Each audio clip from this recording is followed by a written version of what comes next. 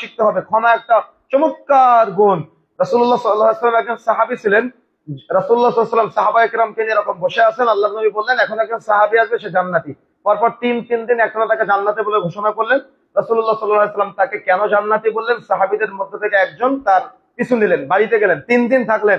লম্বা বর্ণনা, সংক্ষেপে বলতেছি, 3 দিন থাকার পরে যখন ফিরে আসতেছে তখন বলতেছে, বন্ধু আসলে আল্লাহর নবী তোমাকে তিন দিন একটানা জান্নাতি বলে ঘোষণা দিয়েছে, তুমি এমন কি আমল করো এটা দেখার জন্য তোমার বাড়িতে এসেছিলাম, কিন্তু আমি বাহ্যিক ভাবে কোনো আমল দেখতে পাই না। বন্ধু তুমি এমন কি আমল করো যে আমাদের কারণে আল্লাহর নবী তোমাকে জান্নাতি বলেছে? তখন উনি বললেন, আমি প্রতিদিন রাত্রে যখন ঘুমাই তখন আমি ঘুমানোর সময় যারা আমাকে কষ্ট দিয়েছে আমি সবাইকে ক্ষমা করে দিয়ে তারপরে ঘুমাই। কথাটা আল্লাহর নবীর কাছে বলা হলো। রাসূলুল্লাহ সাল্লাল্লাহু আলাইহি ওয়াসাল্লাম বললেন, আর এই ক্ষমা করা গুণের কারণেই তাকে জান্নাতি বলা হয়েছে। সুবহানাল্লাহ। আর আপনার কি 5 বছর ধরে ভাইয়ের সাথে 1 বিঘা জমি নিয়ে গন্ডগোল, 5 বছর ধরে কথা হয় না, আজকে এখান থেকে বাড়ি গিয়ে আগে কথা বলবেন, আগে সালাম দিবেন, আগে ভালোবাসা প্রদর্শন করবেন। বাবার সাথে কথা বলেন অনেক সময় ঝগড়া বিবাদ করে, তাই না? এগুলো হলো সমস্যা, এগুলো থেকে আমাদের বিরত থাকার চেষ্টা করতে হবে।